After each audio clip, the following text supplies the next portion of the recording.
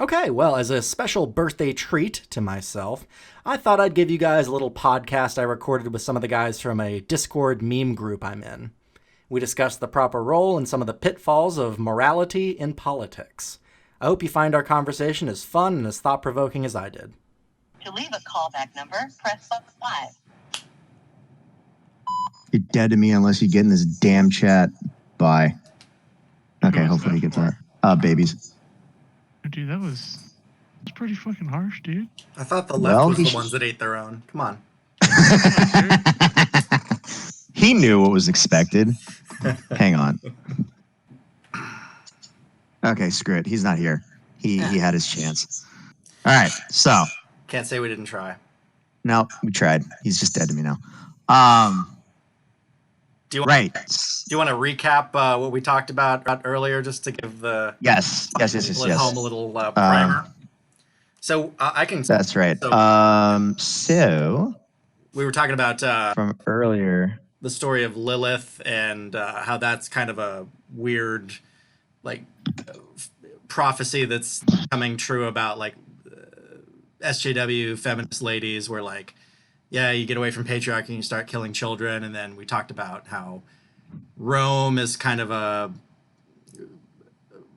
lens through which we can view the current climate in sexual politics, where they had loose women at the top of their societies. And there was Augustus who implemented the morality laws around divorce and that kind of thing. Mm-hmm. And it kind of kicked us off into the weird cul-de-sac of like, I'm actually really curious about this, is like, you're more religious than I am. I'm a in the wool atheist, but where is the proper line for morality in politics? And I'm willing to be convinced. I have no like hard and fast rules about it. So from your perspective, what do you think?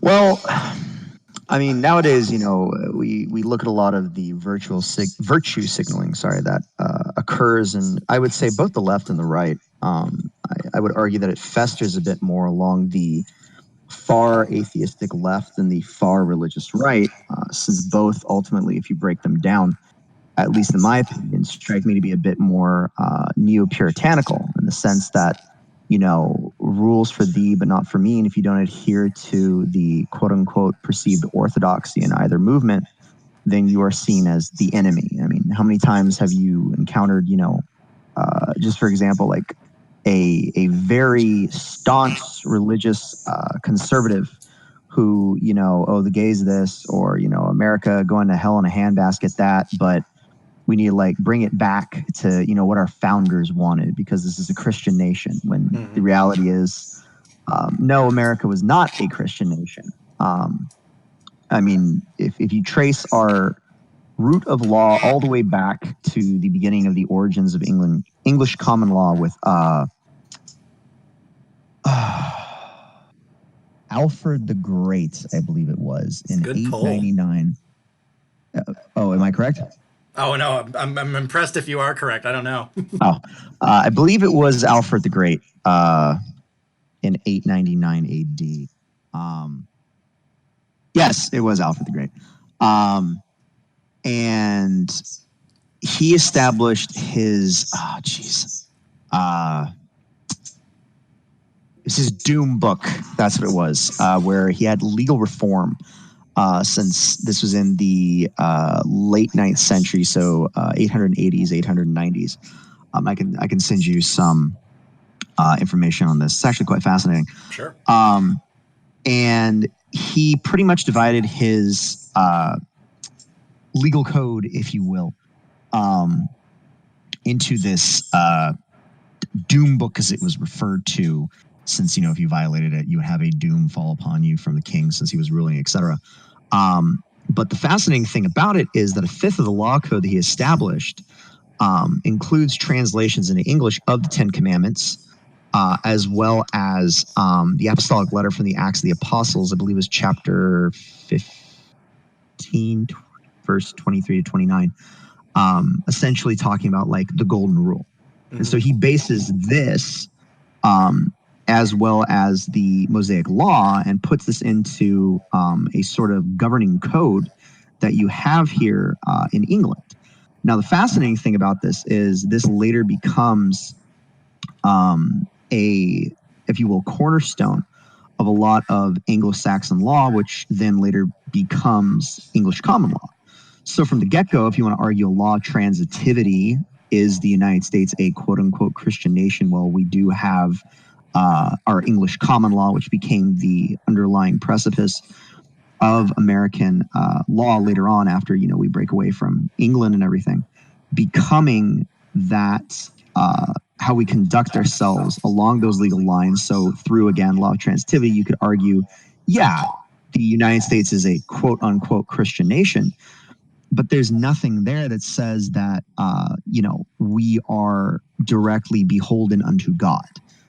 Now, obviously, as we've talked about before, certain cases like Johnson v. McIntosh in 1823, when a papal edict was used by John Marshall, then Chief Supreme Court Justice, to codify the standard that all Native American lands are essentially forfeit property of the United States government because they are the dominant European power. That, you could argue, is a soft theocratic kind of melding into our republic law at that point. But still, it's not quite we are a Christian nation. And regarding on your translation of the Treaty of Tripoli, 1804, Article 12, if I'm not mistaken, or was it Article 4? One of the two, where it says, the United States is not a Christian nation. I've heard some people say that the translation in Arabic is directly saying not a Christian nation. Others say that it's more a neutral on matters of religion. So I guess it depends on what side of the scholarly argument you are on. The United States has never been that. So I know that's where I was going, actually, was the Jeffersonian Tripoli Agreement. And I've always interpreted that as they weren't, I don't think any of the founders were forward thinking enough to imagine we were going to have Buddhists and Muslims and polytheists, but they had enough sense to know that there was enough religious fractionism in the original pilgrims or the colonials, as they were close to the time that this happened, that they needed religious pluralism enough to say we're going to leave it up to individual states, which were basically their own countries at the time, until the Civil War was kind of where they changed the United States is versus United States are terminology to have more federalistic governing body over all the states.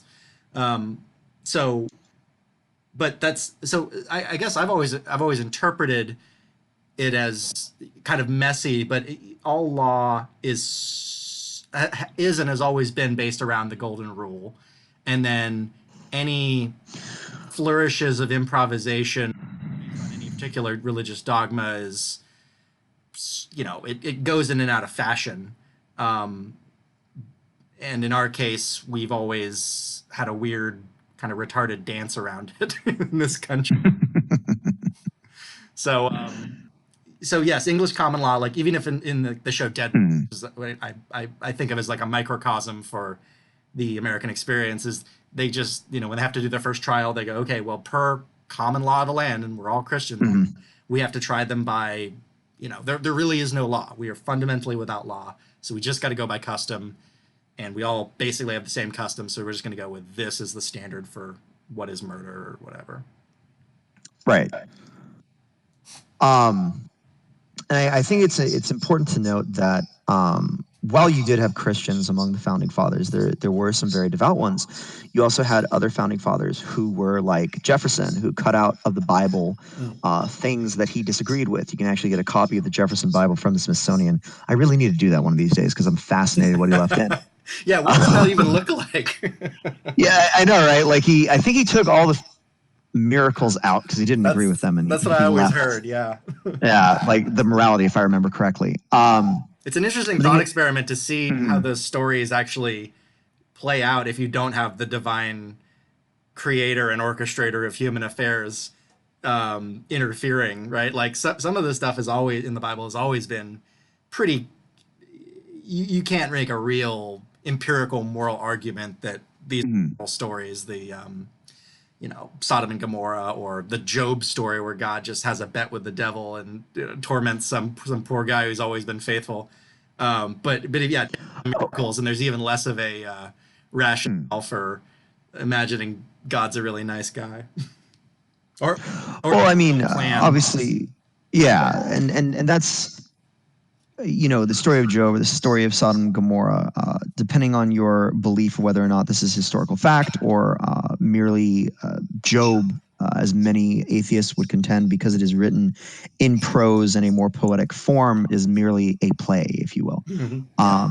I would suppose that would depend on how you lean, but obviously, if we were to get more into the theological, of which that falls a bit more on that side, I mean, it can easily be construed as, oh, God's just some mean bully. But I would contend that you look at the founders, and again, I'm down to discuss the theological, but I don't want to get too off track. Yeah, we went into a cul-de-sac. I apologize. Yeah, right. Oh, no, it's fine. Nature conversation. But then you have other founding fathers like Benjamin Franklin, who believed very much as a deist that scripture, and specifically the Bible, was perhaps some of the best morality that mankind has ever either come up with or been exposed to. And the founders, obviously, I mean, heck, even Jefferson, with all of his his letter to the Danbury Baptists in 1803, I believe it was, where he's talking about there should be a separation of church and state, was an avid supporter of his local church congregation, because he, along with many of the founders, believed that the church provided a moral framework to society. And so therein lies the major issue that a lot of people have when you look at, okay, so when you take the United States law, right, and we discuss, morality, getting back to the point. Yep. What I really see is not so much a theological versus a secular, but rather two philosophical ideologies, one from ancient Greece and one from Renaissance Italy, that are really being juxtaposed. And I say that because it is the difference between Aristotle's view on virtue and Machiavelli's view on morality. Because Aristotle believed that there was no difference between public and private virtue. How you are in public is how you are in private. Because otherwise, if there was a difference, you could not be considered virtuous. I mean, obviously, there's a lot more that goes into that in his Nicomachean Ethics, but to break it down to very small subsection components, and obviously not to rob it, but just for the sake of argument, which then Machiavelli comes around in, mid 1400s, early 1500s, if I remember correctly. Might be off on that because I know it was around the time of the Renaissance. When he writes his Prince and he's discussing, all the things that a ruler should or should not do, then he comes over and he says, well, wait a minute. There's a difference between how the prince or the ruler conducts himself in, the public versus how he conducts himself in private, and that is necessary in order to rule a government. Well, it's a pragmatic argument that you can't get to the heights of power in order to enact positive change if you are constantly stymied by your own ethics getting there, is one way I always interpreted the Prince. Oh, very much so. But I mean, you also have to consider the argument, or sorry, not the argument, the audience that the argument was intended for, that of the Medici family, if I remember correctly, that Machiavelli was trying to get in good with, since he had a lot of political issues at the time due to certain views that he held. So when he's going and saying, oh, this is how you guys maintain power, hint, hint, let me come back. And that bias also, because I believe he was exiled, if I remember correctly. Yes. Check me on that one, because No, he was. been a while. Yeah. Got kicked out of Florence. Poor fella. That's right. Yeah, going through my freshman foundation course at Chapman. Good times. So I totally get your distinction. And I definitely see there's a benefit to thinking about it that way. I just wanted to flag one. Sure. We're talking about Benjamin Franklin. I think it was Hitch 22, Hitchens' book. He had a whole section about Franklin where he talked about how he donated his own money to like every church in Philadelphia, as well as the Jewish temple in Philadelphia. They just, I guess, on the that he thought that any religion was good for a man's soul, and so he had an inherent pluralism, and he didn't necessarily play favorites, and that also is kind of meeting with his personality, but considering all considering all relevant viewpoints and kind of being quiet and then making his play behind the scenes. But yeah. Oh, well, I mean, no doubt. And, that sounds vaguely familiar. I will be honest, it's been a while since I've really gone through Franklin's biography, so I think you might have me on that one. Yeah, it's fine. But anyway, so you were saying about yeah. the difference between the Medici and the Aristotelian virtue. Right. So Machiavelli and Aristotle, that's really what I see it coming down to, because I mean, granted, Aristotle was not perfect. You look at his views on the universe. I believe he was one who thought that the sun rotated around the earth. Yeah. And obviously there was some issue with that, but he really is the beginning of the scientific theory that, you start looking at, the five senses, and we can determine the nature of the universe around us and what substance that takes, versus Plato's whole obsession with shapes. Yeah. Which and also Plato really led us astray as a species with what was it? The Platonic ideal. Oh my God. Oh. versus the cell. Oh. You read the Republic, and the man literally was advocating a almost pseudo-communistic idea, in the sense that the philosopher king rules over this one area, and you cut off all trade, and you're completely insular, so that way you don't spoil your ideas. And I'm like, how does that make any sense? Well, we're definitely seeing Wakanda. Sorry, what'd you say? For Wakanda. For Wakanda, exactly. For Wakanda. We're definitely seeing the opposite of that now, with Trump as kind of this buffoonish character who is ruling better than basically anyone in living memory for me. And also, one thing I always say about him is he's proof positive that all the conspiracy theories were wrong. Because if there was an Illuminatist body who is like choosing who the leaders of the free world are, there is no fucking way in hell. So all the crop circle shit, all the Bigfoot, just give it up. It's Donald Trump's president. It's not.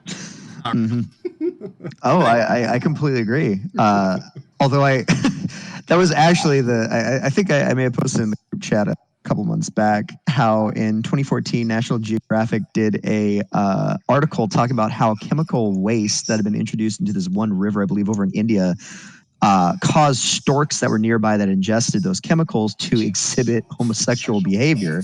Turning the frickin' frogs gay. Yeah. I was like, well, I'll be dipped. So actually, we can tie the Trump conversation, I think, into the the conversation about the homosexuality that you brought up a second ago and that we talked about earlier, where you were saying we shouldn't exclude homosexuals from MAGA Facebook groups or the MAGA movement, and I totally agree. On some level, in any, but they're gay. Well, but that's the problem with that. It's just, are we going to lie about what their own self-interest is? If Trump doesn't seem to really give a fuck about whether you're gay or not, but if you're in conservative groups and you're supposed to have personal virtue and stand against what you consider as degeneracy if you're a Christian, that includes gay people, and there's really no getting around that for at least most conservative Christians in this country. I would argue. I mean, there's always the whataboutism of, well, I know plenty of conservative Christians who don't really care and blah blah blah. It's the way you put it seemed to me that you were indicating that these are just useful idiots we can use, and I'm pretty anti that, because that seems to be the way liberals have always treated minority or groups. And be honest about it. Be honest about what we can offer these people. No. That makes a lot more sense now, because I was useful. Okay, no, I'm definitely following now. So I guess what I was trying to come with in that is I don't. So all right, so this may strike you as odd, but while there is no separation of church and state in the United States, example again, Johnson v. McIntosh, papal edict being used to codify the highest court in the land to influence how we treat Native Americans to this day, or if you even pick up a dollar bill, in God we trust, which God exactly? Which the Supreme Court most recently just threw out on the grounds that, well, we're not going to say why, but we're going to throw out. I think the main reason why is it's splitting hairs because the First Amendment states an establishment of religion. If you just say in God, well, which God? It's vague enough that it's splitting hairs at that point. The Supreme Court, I don't think, really wants to screw around with that. But I think that's a reasonable argument, I think. right. And yes, I know some atheists are very much vehemently against that because they feel it is a violation of the First Amendment. I can see where they are coming from. I would argue as a Christian, there is no commandment in the Bible to Christianize society. Which, I mean, if I say that and I have any of my conservative friends hear me, they might try to lynch me. But the reality is that Romans 13 in scripture is quite clear that, you know, Christians are to be subservient to the rulers over them. It doesn't say that you are. If anything, the Bible actually warns against money with religious iconography on it, right? Like in Revelations, the mark of the beast is the only way to trade and sell and whatever. So be cautious, I guess, because you've been warned. Well, I mean, the mark of the beast, it's never really specified what it is, but you need in order to trade. This is correct, but that's a lot more eschatological. You know, how are Christians to live in everyday life? Which fascinating subject, no doubt. But I mean, you got 2,000 years of eschatological thought that I couldn't necessarily condense into the conversation. No, wouldn't. Yeah, right. Quick question. Sure. How serious is this conversation? Oh, I don't know. I think we've been taking it fairly seriously. Yeah, because I was like, I'm gonna throw jokes in every once in a while, but if this is like for some YouTube debate, then I know, right? I need to start putting up honk honk pretty soon, you know. But well, when you said mark of the beast, I was thinking Bitcoin. well, we're not there yet. Right, but no, to go back, I don't view the homosexual community. I you don't view view them, or you don't want to view them? No. If there's anybody in the entire nation that I view as an idiot, it's probably people like Bill Kristol, who are these never Trumpers that go out there and become so obnoxious and odious, or what's his face, Matt Walsh, who galvanized so many people in 2016 when he came out with his 2015 when he came out with his conservative blacklist, saying, you know, never Trump shills. We do not forgive. We do not forget. And so many people were turned off by that. Those are useful idiots to me. But I don't think that. Okay. So I view, for me, going back to what I was saying, I believe there should be a separate church and state. The Johnson Amendment passed in 1956 that said that you cannot have a pastor go into church, or I think any nonprofit is what it was. It was a 501c3, if I'm not mistaken. Check me on that. That's the tax exempt one. Yes, any tax exempt, either religious or non-religious. You can't go over and start endorsing a candidate and funnel money into that. And when Trump went over and said, I want to get rid of that, I'm like, oh, come on. I know why you're trying to do it. The best idea. No, you're trying to go over and get evangelical money to flow into your campaign. I get it. But all it takes is for one of these Westboro Baptists retards to go over and say, oh, well, you know, we're just going to funnel millions of dollars. Trump train, baby. Yeah, exactly. To, you know, try and lob a candidate who, you know, worst case scenario, never going to happen, but, oh, homosexuals aren't even people, and we have a gay holocaust, a Golocaust, if you will. We did it. A fabula cost, yeah. So, and I mean, I think that it's important for the vibrancy and health. Real quick, I just want to recut Schindler's List where they see the ash, but it's just glitter. Gosh. Sorry, go on. No. Continue. You never really get rid of glitter, you know? Yeah, right. Twilight 2.0. No. But I think that if you actually look at where the United States seeks to be, it predominantly was a nation of Judeo-Christian deists who wanted to have the libertarian ideal of, I would argue, and I got to be very specific on this, civic nationalistic freedom, in the sense that, not ethno, mind you, but civic, in that, everybody can be equal regardless of your belief. You're equal in rights. Maybe not in ability, but you still have the same right as your fellow man, so to speak, and much later, women. And that's when everything went to hell. No, I'm kidding. But it's, so all that to say, I think that realistically speaking, when you look at political movements, right? Any type of purism that appears in politics, generally speaking, does not last long, because you cannot have a 100% pure ideology anymore. It doesn't exist. Hell, even conservatism nowadays is arguably a much more, I would say, kind of branched off classical liberalism, if we really want to break it down. Limited taxation, limited government, strong personal rights. So for me, I think the problem with the religious right is they don't recognize that since we are, we used to be a republic. You can argue we're still a republic now, but I'd say after Lincoln squashed states' rights and the Civil War became a democracy, and then if you want to argue that, yeah, I know, right? Yeah, what a guy. Oh, I'm going to go free the slaves. It was a war tactic, only the southern states. But all that to say, and then with the courts, notable examples being Roe v. Wade in '73, where yes, you can argue a right to privacy is where they pull the quote unquote penumbra of a woman's right to her body. Okay. But it is an implied right, is not an expressed right. And they essentially invented law, which I would argue that should have been passed through Congress, if anything. But they 100% invented that right out of thin air.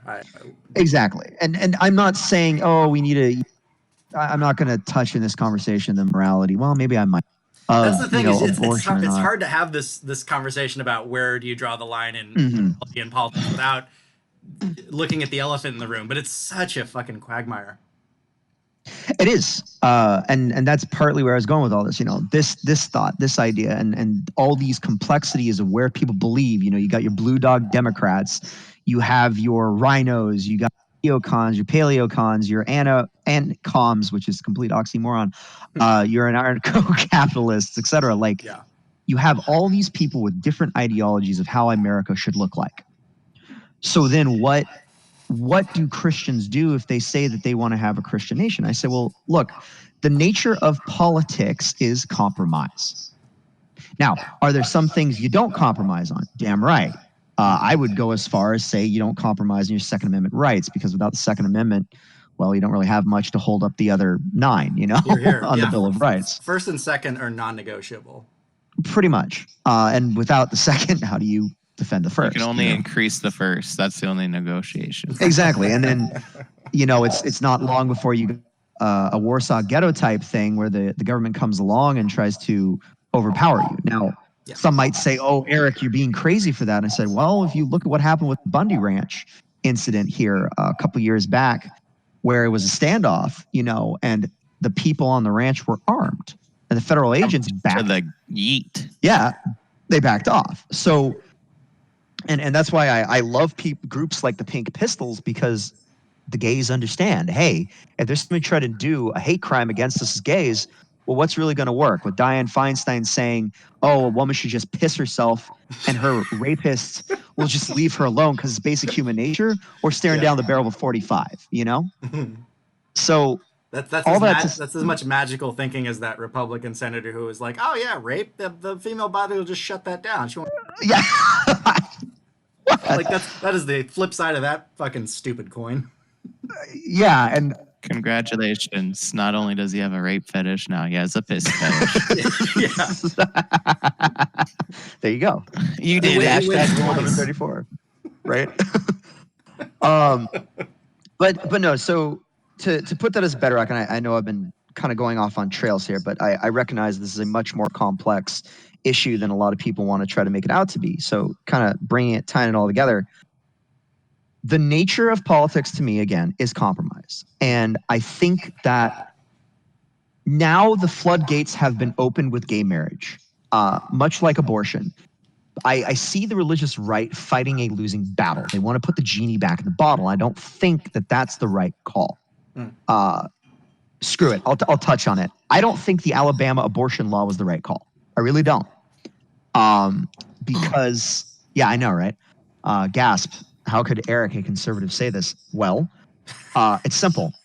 You want to provoke a Supreme Court showdown on people, which, I mean, I don't know how much stock you want to put into it. I keep my eye on about 20% of CNN if I can stomach it. They came up with, I think it was very hard. In late April, early May, a survey that they took of the population. I think they were quoting the Pew Research Center, if I'm not mistaken. It was a statistical tie between Catholics, Protestants, and those who are either agnostic or atheistic at around 23% of Americans across the board. The rest, I think, were like Buddhist, Judaism, or adherents of Judaism, etc., or Islamic. But if that's to be believed, that it's a 23% statistical tie across the board, well, wait a minute. We got something to consider here, because that means that you have 23% of the population, almost a quarter, that does not adhere to your morality. So then what do? Do you go and try to force on them what you think is moral? Or do you put it, as it should be, in my opinion, to a state-by-state legislature or federal law by duly elected representatives to then vote on what they think is the best way to do it? And I don't think that any Christian who's actually reading what it says in Scripture, I'll quote you what most people seem to forget, and not to say that Christians are terrible, but I think there has been a bastardization in a lot of ways of this whole idea of manifest destiny, that America is somehow like a sort of Israeli type of nation that God is protecting. The Jews are in Scripture special. Yeah. The United States is not. In fact, you tell most evangelicals nowadays that the United States isn't mentioned in Scripture, and they'll probably fight you tooth and nail because, well, why couldn't we be? Or ordained by God. And I said, well, last time I checked, it says that rebellion is as the sin of witchcraft. And if the colonies rebelled against Great Britain, you really think God would have supported that? I mean, if we're being textual here, you can't just cherry pick, right? So while the Bible does say that homosexuality is a sin, quite clearly, Romans 1:26 to 28, or even in Leviticus where it goes so far as to call it as an abomination, it also must be understood that this does not negate Matthew 22:37 to 40, where Christ says, the greatest commandment is you shall love the Lord your God with all your heart, with all your soul, with all your mind. And the second greatest commandment is you shall love your neighbor as yourself. On these two commandments depend all the law and all the prophets. So if I'm loving my neighbor as myself, I'm going to go and do as, and pardon my French here, these Westboro Baptist fucks do. God hates fags, God loves dead soldiers. Or am I going to go over and reach out to my neighbor and love them as myself? That doesn't mean ostracization. That doesn't mean that I go over and try to put them down. That means I love them as myself. And therein lies the issue. Because I don't think that most Christians, if you honestly talk to them, like how I was saying in chat, this guy in the group I was talking to, saying, oh, homosexuality, oh, we're doomed. Well, okay, but the MAGA movement isn't a religious movement. It's not. Yeah, right? How dare you speak out against God Emperor? Yeah, he is the God Emperor. Let's be real. Well, okay, that's a good point. So here's a thought, and do with this as you will. Have we elevated the founding principles of the country to the level of religion, in that they need to be a metaphysical buy-in of every person before they get to have an opinion that we care about? Because liberals basically at this point are saying, that's a good point. It doesn't matter if they're communists. It doesn't matter if they're socialists from Venezuela. If they're on this land, they get a vote. Their opinion is just as valid. And I don't believe that. But there's certain things like the First and Second Amendment, like plurality of religion, like the separation of church and state. Those things are as sacred to me as an atheist as anything in Shakespeare or Aristotle or whatever. They're ideas that you need to have, I think, on some you can have anything else in at least a functioning society, and they take on the religious character in this debate because we're talking about morality in politics, and I don't think you can have morality if you fundamentally you need that morality. You need those principles hardwired, or everything falls apart. I think that is like a tautological statement that if in America you don't have enough people with those principles that's in their bone marrow, everything fall apart. No, I think you definitely have a point there. In fact, I would argue that, everybody, we're so obsessed with the Constitution, right? Oh, the Constitution, founders this, founders that. How many people, when you actually talk to them, actually talk about, for instance, the Federalist Papers? None. You? Exactly. Lawyers and people in Boston, maybe. Yeah, right. When it's a sad reality, because you really want to understand what goes into the Constitution, what their mindset is, why we have the Second Amendment as it is. You read the Federalist Papers, And I think it's what comes to mind is essay 37, topic 14, where because it was Madison, Hamilton, and John Jay who primarily penned them under the Plubius, I think it was their pen name, because they didn't want to reveal who they were whenever they were at the Constitutional Convention, if I'm not mistaken. And in the because everyone was strapped. Yeah, pretty much. In essay 37, topic 14, the author, I want to say it's Madison, but I'm not 100% on that, talks about that any person of pious reflection has to receive that in drafting the Constitution, there is to be found in it a finger of that almighty hand that is so frequently and signally extended to our relief in the critical stages of the revolution. So I think that that's a good quote.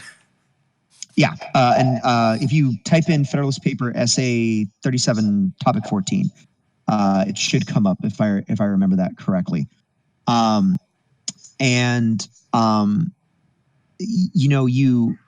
You look at that, and clearly there is this distinction that George Washington himself even spoke of divine providence. That went into the founding of the United States, and that essay 51 also added on to that, saying that in a free government, the security for civil rights must be the same as for religious rights. So when I would argue you put the framework, the bedrock to me of the Constitution has always been the Federalist Papers, because you see the direct intent.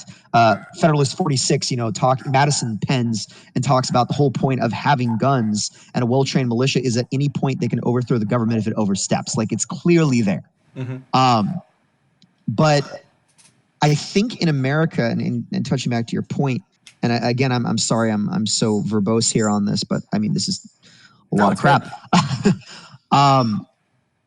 We have kind of made this weird pseudo-patriotic religion, if you will, of the United States. It manifests. That quote from the Federalist Papers really spelled it out almost explicitly, where it's saying the hand of God in our revolution, right? Like, that the act of founding the country was a religious revelation almost.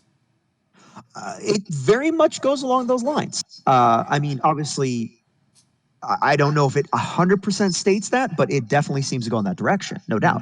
And then also Washington talking about Providence, right? Like, yes, more than just being a place in Rhode Island. Yeah, right. So I do believe that these men very much deistic. I think you have your Thomas Paines who are atheists, no doubt. But these are the minority. The majority, I would argue, at least in my opinion from what I've read, is that the majority of these men were Judeo-Christian deists. were with some Christians in as well who believed that a very Lockean view, because Locke influenced the founders very much with his whole idea that, the whole tabula rasa, the blank state, that if there are laws that then impact us in nature, there are also laws that impact us in society, and people want to form a government, not necessarily because they are forced to, but because they want to, which then obviously differs from what Hobbes goes and states in his Leviathan, but I digress. And so that type of mentality of our rights imbued by our creator, we have the hand of the Almighty in here. There seems to be a clearly religious connotation, at least in part, in the founding of the country. Now, whether or not this is directly a Christian influence, I'm not going to be so inclined as to say it was. Granted, I haven't researched enough. I'm only a business major with a paralegal certificate. It's very humble of you. Well, thank you. But to quote... 2 pieces of paper, but Yeah, right. Discounting. Exactly. To quote Aristotle, the mark of an educated man is the ability to entertain an idea without embracing it. So at present, I'm just going to go ahead and state that I think there was a direct influence, but there was not a direct Christian, Christianization. So again, to tie that back in with the gay statement, if we then go and we see this as, okay, so the country was founded because we want people to have rights. Yes, originally it starts with land-owning white males. Okay, sure. But Best then kind. Got to start somewhere. Yeah, there you go. And obviously we get to, black people gaining, or African Americans gaining the right to vote, women gaining the right to vote. It gets to the point where now anyone who becomes a citizen at the age of 18 can vote. I would argue that while I'm a strict constructionist in my views, interpretation of the Constitution. It is a dead document in the sense that the rights, like the wording, they're not alive. No, they're set in stone. However, when you have muskets being protected back in 1776, never mind the puckle gun in 1715, which is considered the first fully automatic firearm, cough, cough, that, those going from muskets now to an AR-15, the thing evolves. The right does not. Our First Amendment right in terms of freedom of speech may evolve into how we use that on the internet, but the right of freedom of speech itself has not changed. So I think that it's very important, especially when you come to political coalitions, right? The Obama coalition, which united a lot of Republicans. And arguably, some have said that this is because of white guilt, or, people wanted to end racism or what have you. Sure, those can be factors, but the reality is the galvanization of the Obama coalition brought a lot of strange bedfellows together under one banner to vote Obama in. And at the end of the day... What was the alternative? Vote McCain? Yeah, right. Which, oh God. Jesus. Anyway. I mean, the man had the charisma of a wet noodle. Rest in peace. But he was the prototypical rhino, Republican in name only. That tumor was the most patriotic tumor in all. I mean, patriotic tumor. Oh my gosh! Yikes! It's weird seeing him in all those photos where he's sitting with ISIS leaders. Yeah, there you go. The left is so lionizing him nowadays. Now that he's dead and can't. I don't get it. Turn on them at any point because he was a maverick. Oh. He was a maverick. Did you guys see that picture where he was playing poker on his phone during an active session of Senate? I mean, it's kind of boring, but whatever. I can send it to you guys. They called him out on Twitter, and he goes, "Yeah, I won with a full house." And I was like, "Wow, I'm impressed." That's great. Right, but no, and that's the reality. In order for any successful presidency to occur, in order to win the electorate, you have to galvanize enough of a diverse base of different blocks of voters to come together to get you that electoral win, which is what Trump did in 2016. And, people say, oh, he pandered to the gays. I say, well, the man's been a New Yorker his entire life. He's arguably a moderate. Yes, some people consider him Reagan on crack. I would be one of them. But at the end of the day, he's took our guns, our gerbs. Yeah, no, right. he gave us gerbs. Oh man, now I gotta go to work. Right? And again, like, where were the Christians coming out and saying, "Hey, we're against the gay voters"? Then, Right. where was it? You know, I didn't hear a whole lot. We were censored by the Zuck. Yeah, right. Maybe I'm complaining about a distinction that is totally irrelevant, because from all outside appearances, it appears that most Christians nowadays, at least on the political end of things in the media or whatever, are completely ambivalent about, and like, Dick Cheney was, hiding his daughter's homosexuality, but it wasn't like it was just gauche to bring it up. It wasn't like he was really hiding it. And maybe we have moved on to the point where we don't have to lie to gay people in order to get their vote. And so I'm being condescending to the gay voters, in that I'm assuming they're single issue voters for gay civil rights, or whatever. Now that they have marriage, it's like, what else do they want? Like weird fringe LGBT, drag kids, or hormone therapy for children or something like that. That Right. down, but everything else is like, who gives a shit if you want to like do amyl nitrate pop and get fucked up 3 nights a week and stumble out of a club and suck cock. Like, it's just irrelevant. I mean, and again, it's that is, if they want to do that, I mean, you could argue libertarian, arguably conservative libertarian viewpoint.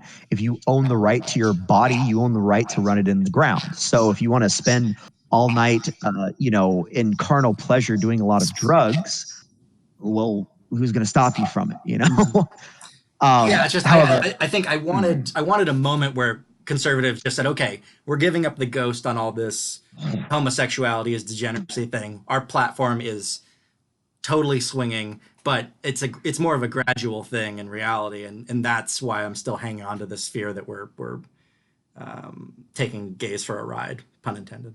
Well, yeah, right. Well, again, it has to be noted that you are not going to ever see homosexuality, at least from Christians, if they're actually reading the Bible, be considered not a sin. Right. But then again, there's so many other ways that are also sins, Oh, absolutely. I mean, this is my biggest issue with the American church. They don't know what to do with the LGBT plus Q plus C plus plus community. Yep. C plus plus, don't forget it. C plus plus. And sorry. Bad moniker I have. But my gay friends are like, really? I'm like, what? But, hey, it might be a thing, okay? Yeah, that's what I'm saying. I don't want to be a bigot. Just assume my gender. But well, I don't want to keep you guys your code.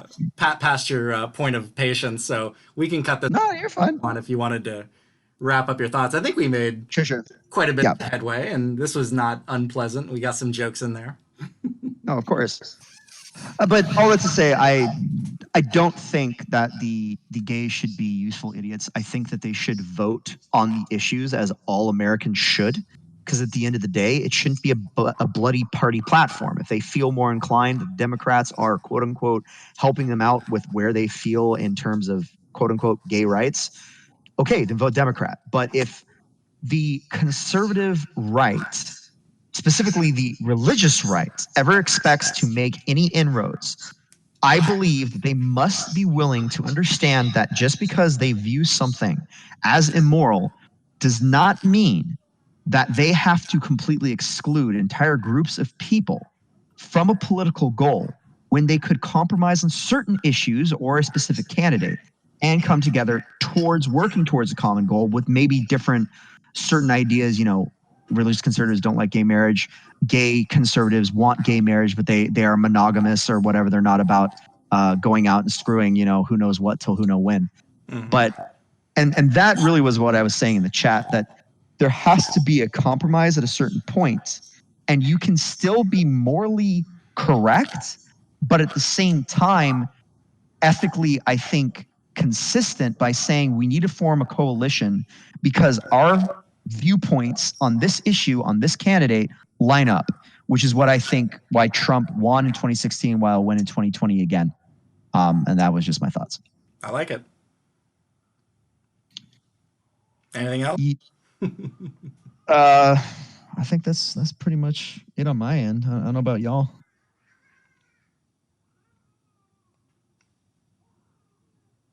All right. Go team. Cool.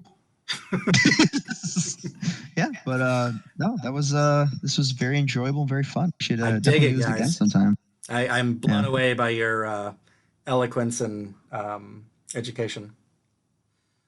Yeah, you can't tell by his chest hair. It's true. And while I appreciate the compliment, I got to be honest with you. Just the other day, I put my robe on backwards, specifically inside out, and I had my right arm in my left sleeve. So any eloquence or education goes out the window when you actually get to know me. Did you just This is true. I put my pants on one leg at a time argument that you son of a bitch? Oh, no, it was more like I couldn't even get my damn robe on right. So how the hell am I going to this crap, right? Oh, man. But yeah. It's humble as always. That old time religion is making your personality all the more, pleasant, I guess. Well, I appreciate it. All right. Well, I will talk to you guys later. Thanks for doing this. All right, man. Anytime. Take care. Who knows what evil lurks in the hearts of men? The shadow knows. Hi guys, Media Shadow here. I'm trying to grow the channel and hopefully get more than one video out a week. So if you like what you've seen, please give me a like, subscribe, share, or drop me some coin on Patreon. I've left a link in the description of the video. Thanks!